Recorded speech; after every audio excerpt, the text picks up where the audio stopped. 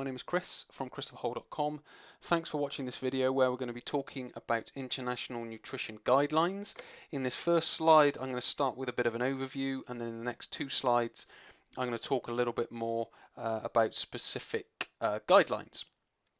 And I'm going to start with a quote or an excerpt from Marion Nestle's book, Food Politics. And she says, I grapple on a daily basis with what I see as a central contradiction between nutrition theory and practice. On one hand, our advice about health benefits of diets based largely on food plants, fruits, vegetables, and grains has not changed in more than 50 years and is consistently supported by ongoing research. On the other hand, people seem increasingly confused about what they are supposed to eat to stay healthy. And this is a concept or an idea, revolutionary though it might seem, that I've had since, well, 2008 when I entered the health and fitness industry, but probably before when I started reading about it, somewhere back in 2003, 2004 sort of time. And it was looking at different nutritional diets, if you will. But one thing I always was looking for, or certainly came across, were patterns in the information that was being given. And one of them was about a plant-based diet. Now, I'm not saying that everyone needs to go vegetarian and vegan, and I don't think a lot of these international guidelines are saying to go vegetarian and vegan. One, because I don't think it's realistic for a lot of people. Not because they can't do it, but because to some degree they don't really want to do it. But one thing that I do sort of advise is to, one, increase the amount of plant foods that you're eating, and two, to base your diet on plant foods and, support it with a little bit of animal foods. Because what I've tended to find is that, as Marion Nestle mentions, that diets based on plant foods tend to be more healthful than diets based on, or largely based on, animal foods. So it's very much taking that concept and applying it to your own diet and to the people around you, if you will. So what we're now going to do is look at some guidelines and hopefully continue this theme. So the first one is the United States. So the overall body of evidence examined by the 2015 DGAC identifies that a healthy diet pattern is higher in vegetables, fruits, whole grains, or low or non-fat dairy seafoods, legumes, and nuts. If we then move on to the Dutch food-based dietary guidelines, follow a diet that involves eating more plant foods and less animal-based foods as recommended in the guidelines. If we then move on to the Nordic countries, dietary patterns rich in vegetables, including dark green leaves, fresh peas, beans, cabbage, onions, root vegetables, fruiting vegetables, tomatoes, peppers, avocados, olive oils, pulses, fruit, so on and so forth, will be more healthful compared to Western type dietary patterns associated with lower risks of chronic diseases.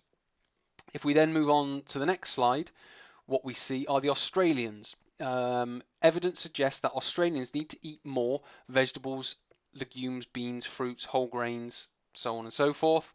If we move on to Japan, for example, healthy women and men in low physical activity require, this corresponds to 5 to 7 servings of grain, 5 to 6 of vegetables. If we move to the end, another 2 portions of fruit, so that's up to 8 portions of fruit and veg, compared to us UK, which is 5.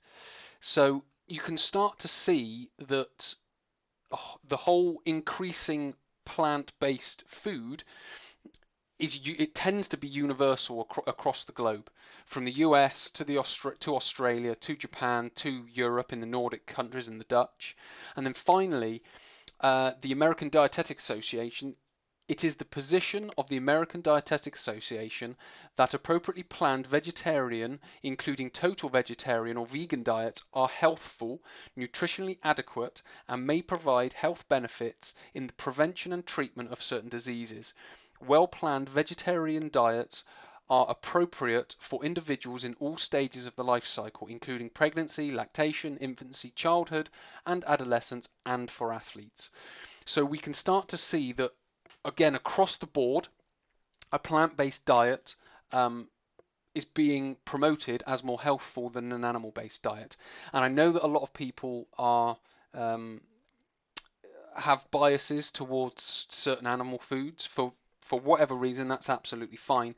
But the main sort of overriding message, certainly from this video, is a plant-based diet. Now that again is not vegetarian or vegan, but plant-based, basing your diet around plants rather than animal foods is more healthful than basing it around animal foods. And I think that's a very sort of good place to start with regards to understanding and then implementing what we're eating, because the next step on from this would then be, okay, this is great, we want to eat more plant foods, then we've got to be objective about it and actually measure it.